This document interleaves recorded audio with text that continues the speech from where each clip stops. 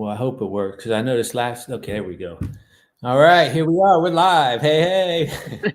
Hey, I'm Brian, and I'm Kristen. and this is the Brian and Kristen podcast. And it's great to be here. Got a little bit of a new look behind me. I like that. A little something different. And we got a lot going on this episode, Kristen. I mean, we do. So we got to pick a topic here, which we're in between. But what's currently going on with you? What's I exciting? mean, let's get straight to the chase. Hulk Hogan at Trump's speech. I mean, that probably had to be one of your favorite highlights in your entire life, if I had to guess. Do you're a medium. I think I might be psychic. Okay, for two reasons. Because I was doing a bit about that before Donald Trump and Biden debated. I was doing a bit about instead of Biden and Trump debating, they should have a pro wrestling match. Sloppy Sleepy That's right. Joe versus Macho Hulk Trump, and I was working on my impressions. And the Macho Hulk Trump impression, of course, ended with "What you gonna do, brother, when Trumpomania runs wild on you?" And then that is what happened in real life, dude. That's psychic. Yeah, I mean, it must run in the family. Yes. And then there was one other psychic thing I did.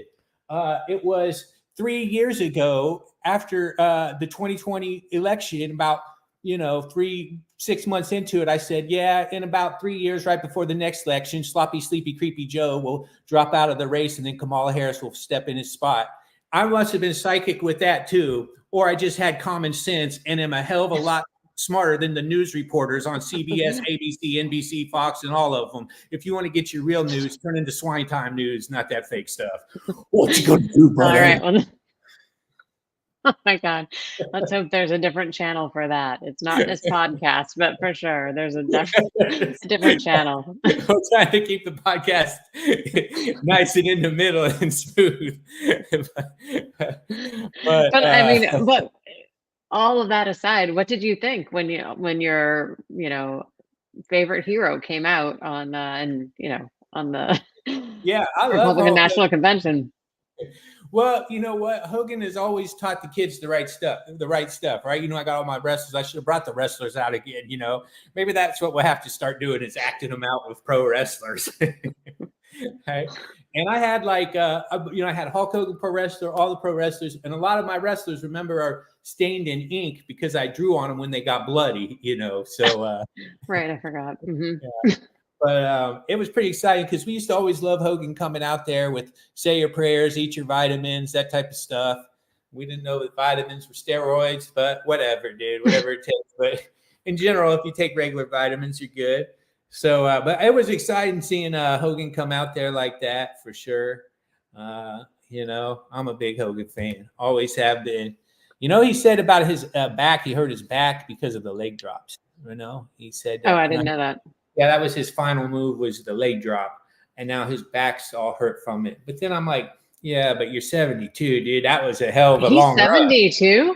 The Hulkster is 72. I didn't know he was 72. And I will say that when when Trump said it may be entertainment, but anybody that can squat a 300-pound man, like, that is something. And I don't care who you are. That, yeah, if your job as an entertainer is to squat a 300-pound man, like, I got to give you credit. Like, Oh, yeah. that's impressive. Well, when he body slammed Andre the Giant, that was one of those moments in your life that changes you forever. I hope there's a YouTube video because I got to go back and watch, because I don't know if my life's been changed, because I don't think I saw Well, that. mine has, because I remember the exact moment and everything at Ben Mutner's house, or where he lived now, but it was I think his grandma's house at the time. And Mrs. M and Bob and everybody was over there to watch this WrestleMania, which was WrestleMania 3. I'm pretty confident was WrestleMania 3, Hulk Hogan versus Andre the Giant. And I was, I don't know, maybe 8 years old. But when I saw that Hogan had it within himself to pick up the Giant, Andre the Giant, at the end of the match, boom, hit the leg drop and win for America, I was excited. So in 2024, when Hulk Hogan comes back to win it for America, I'm excited. Do they have commentating positions open for any wrestling? Because I feel like you should audition. I definitely, I definitely would like it, you know. But well, because of wrestling, I guess we could get into our next part of our show. Actually, that's a good segue. So Tim Wackler has the question: if I'm afraid to go and wrestle in college. That's the question. So, audience, you guys can send us questions on anything you want, and we will get to them. We'll answer them. So, this week's question from our friend Tim Wackler, and he wants to know if Brian is at all afraid to wrestle in college. And yes, absolutely. I was thinking about that. Should I admit it? Yes, it's kind of scary, man. But it would be worse not to do it. You know, I have an opportunity. I fell in the right time and place. As McConaughey would say, it's a green light. It's a green light. Take it. Just hope the next one don't turn red. Hey, you know, so. yeah. But I look at it like a green light, right? I mean, all these things fall into place for an opportunity to do this year. It's scary because the competition is going to be super tough. I mean, the competition in the college wrestling match are going to be way more tough than the competition on the Facebook threads of these little debates that these people have. Okay, so am I afraid? Yes. Am I afraid of the people in the Facebook threads? No. But am I afraid of the college wrestlers? Yes. But that'll prepare me to even destroy these people more in the Facebook threads because I'll be even that much quicker from dealing with these guys. So if that makes sense. So long story, Tim, I'm a little scared, but it's going to be great. But I like that you say that it would be worse, scarier not to do it. 100%. Because don't you think a lot of people think that they choose the option that's kind of, you know, so-called safer, but really it's not? Because I was just talking to somebody the other day, like most of the decisions I make in my life, I think about like, would I rather do this and take a chance or be like on my deathbed later in life, looking back saying, I wish I would have done the thing. Like, I'd rather try the thing now than have regrets later in life. And so I think that that's kind of what you're saying with the wrestling. Yeah, and I didn't do it earlier in life, so now it's the time I got to do it. And yeah, and for whatever reason, I have the perfect window of amount of time left to do it, and my capabilities are the perfect amount of time right now to do it. You know, and maybe you're better now to do it than you would have in the past, right? Maybe. But it's definitely an interesting story. But I might not have been able to do all the things I've done with my life had I did it right then. Yeah. Because my gut instinct at the time was to go to California because I had that stuff going for me. And I felt like maybe I could, you know, make something happen, maybe make some money out there, something, you know. And then I got to do all those jobs, you know, basically extra and every now and again a stand-in and every now and again a little part. But and you wouldn't have had the green lights phrase that you put in here that nobody might have a clue about if you wouldn't have been McConaughey's stand-in.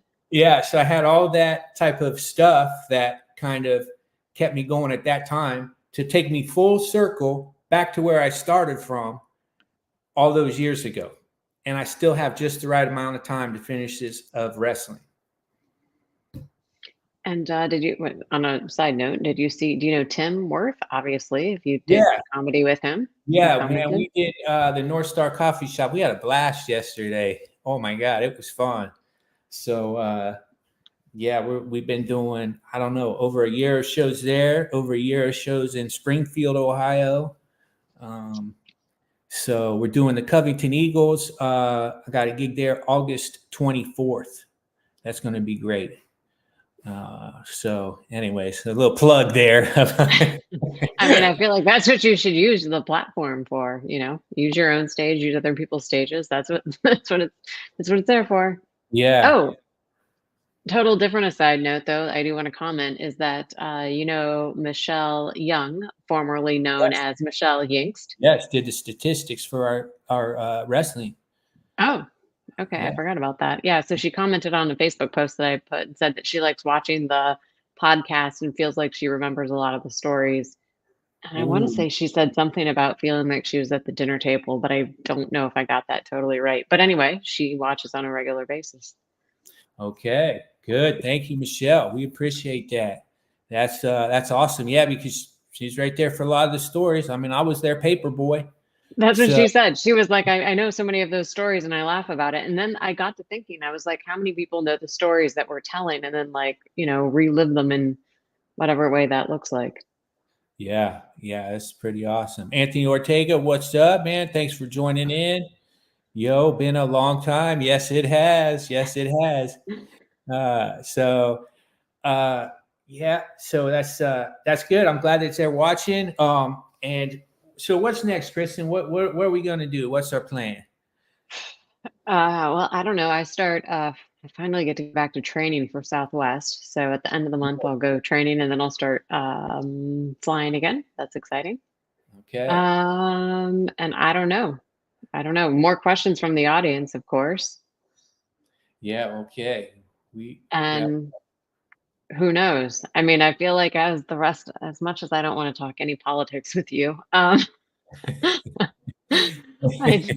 I think that every week could be very interesting until November and beyond. So who Yeah. knows? Yeah, I mean it's gonna be nuts. I'm gonna have to that's what I'm gonna have to work on. It's because I will hear something and within a couple of minutes I'm blasting on it, right? And with social media. But I'm thinking, man, I got to get that under control because when I start doing wrestling, man, I can't be worried about that world. I got to worry about the world that's right in front of me, right? What if you Because took that world and translated it into your wrestling world? so Meaning like whatever's frustrating and bothering you that you would normally respond to on social media, just take that to wrestling. oh, I like it. We're doing it. We're doing it. Don't mess with the people that it doesn't really matter. Just We're take doing it it. take it to the mat. Yeah, because none of those people are as tough to go to the mat as these guys. That's right. That's right. That's okay. Yes. Every time that makes me angry, focus on my other goals.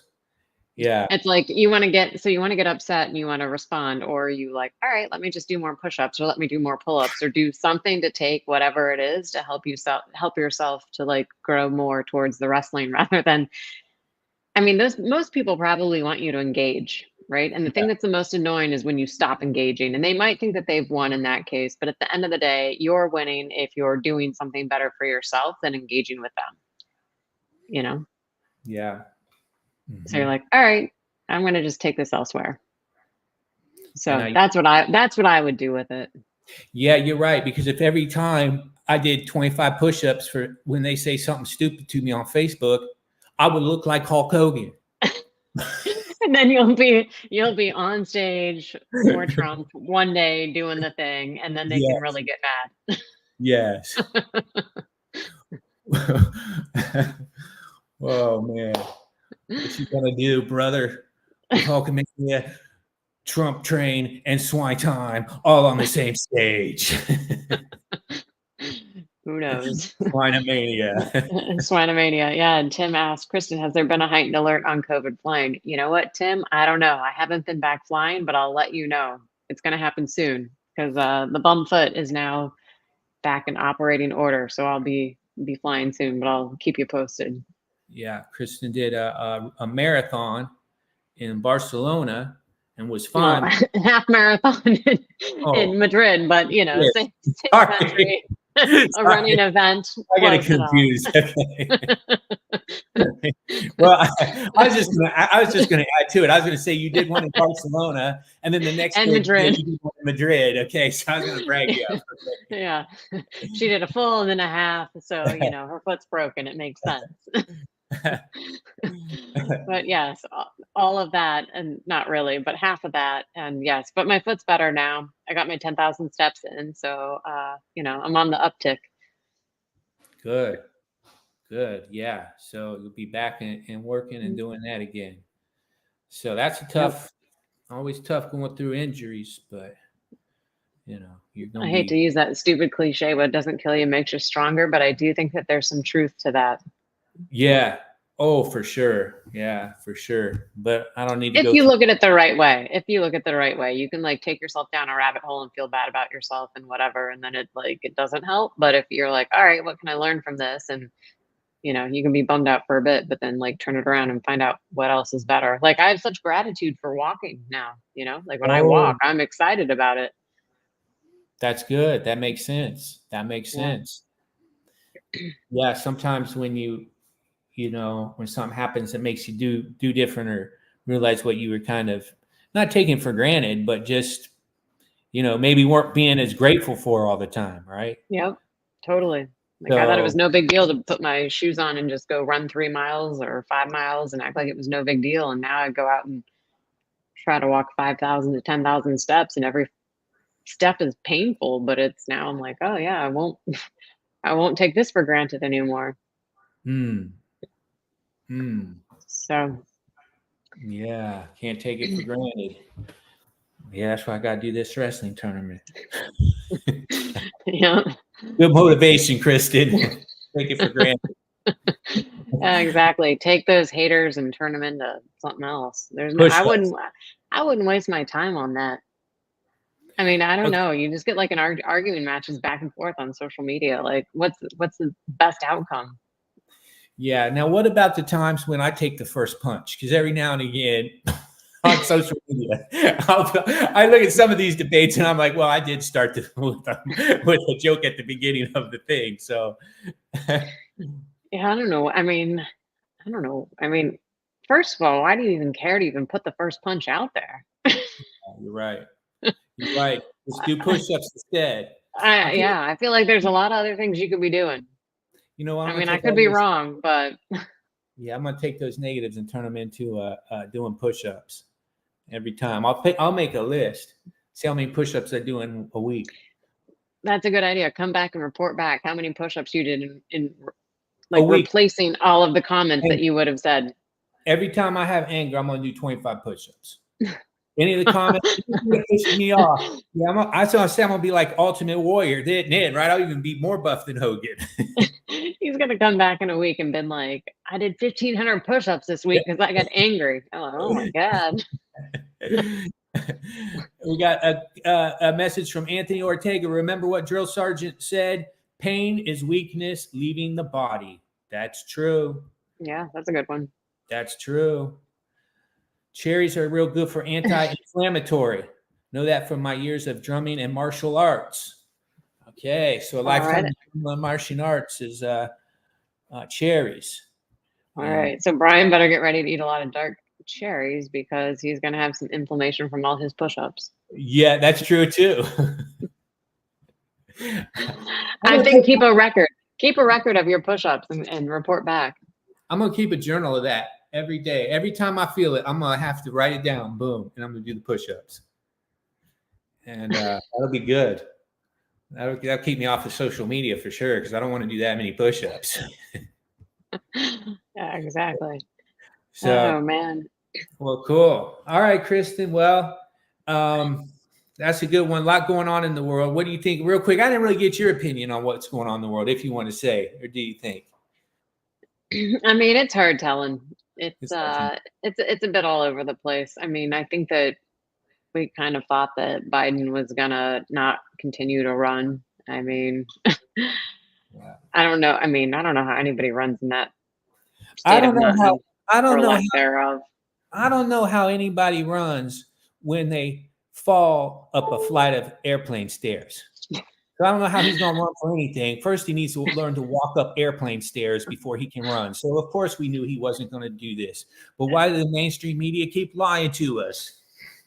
And I hadn't seen that where he fell up the stairs until I did see it, and then I actually kind of felt bad for him in the sense that, like, as a human being, don't you feel kind of bad for this guy that's been like kind of puppeted along? Like it's like the poor man can't even climb upstairs, and there's different things that are happening to him. Like, I just kind of feel bad for him. I'm not saying I agree with all the things that are happening, but like, that's a little embarrassing. For 50 years, Joe Biden has made his millions off the back of hardworking Americans. So when I see him fall up, You don't feel bad. I just say that's karma. Okay. All right. Well, I don't I say didn't think of it that way. I don't say anybody like Kamala Harris should push him up the stairs like she probably did that we didn't see. But I don't think you should do anything mean to sloppy, sleepy, creepy. but I don't feel bad for him because of all the things he has done on all the people he's come after. No, I guess that's true. I guess I'm with Tim here, who But you're said compassionate. senior abuse. Yeah, well, see, I think it's more of in his senior and like old age. Like, I don't think that it's an excuse, but I feel like when somebody's at like a senior place where these things are happening to them, that's what I feel for, I Yeah, guess. yeah, he's a representation of that. And it also goes to show that whoever they have in place is a puppet, because there's no way Joe Biden was doing all this stuff all these years. Because you and I are having a talk whether or not why he can't make it up a flight of stairs. You have compassion for him. I think he's been pretty bad to the American people for the last 50 years. And and I mean, that I'm not agreeing with all the things. I'm just saying, like, no, as an elderly person. yeah, as an elderly person. So then we're saying about he hasn't been in charge of being president all these years, right? Because he Right. couldn't have been in charge. So we know whoever they put next is just a face that they're going to control, and we won't have anything to say about it if they get their way. Is that too much? Yeah, for this podcast. No, I'm just going to say hey to Richard Poole. Oh, what's up, Richard Poole? Sorry. Okay, sorry. My bad. I'm trying to feel bad for the person that's aging, and I got too much. You got more compassion. I got too much mom in me, like you gotta do the right thing all the time. It doesn't matter, I don't know. But anyways. Well, Anthony, or good to see you, Brian. Maybe catch if you're back in Dayton. All right. And yeah, Chris, we're coming back. Definitely will be a face man or woman. And Richard, it's all good. You're around tight today, LOL. I know, dude. See, I should per use. See, that's why Kristen mellows me out, man. Makes me see the good in the world. Just a human being that happened to be in the wrong place at the wrong time. It's a human being getting too wrapped up. I don't know. You're right. It's just a human being. That's a better way to look at it. But anyways, I got to focus on my own. Focus on your own destiny, Brian. Focus on your own destiny. Yeah. So, okay, Kristen, this was what I need. This is a good talk. I appreciate it. I needed this, the podcast. Right, Sundays are working for me if you're around on Sundays. I don't know. Okay. We'll see what happens. Okay. My cousin was Chris LeVar. My cousin was the president of the United States, and he was assassinated. So I don't even want to get on that topic. Okay. His cousin. JFK? Could be. We don't want to get into that topic. We don't know. He says he don't even want to get into that topic. So. All right. Well, then, never mind. Yeah. All right. No, but if Biden had COVID, why didn't he wear a mask? Not being mean, just that. Yep. That is a good question, Tim. Good question. I mean, I guess it's fair if he was staying 6 feet away from everybody, but you're right. Probably should have had a mask on. Yeah. Or the masks were never necessary in the first place. Right. That could be true. Find my mother and my cousin. I have plenty of photos. All right. Check out Chris LeVar's page. Go down this and you'll find my mother with my cousin. I have plenty of photos. All right. We got to do it. That's a new deep dive now. Chris LeVar's page. All right. Insta. Okay, everybody hit Chris LeVar on Insta. And all right, we had a good group in there with us today, Kristen, but I know we both got to get rolling. So thank you for joining me. Catch you on the next. All right. Bye.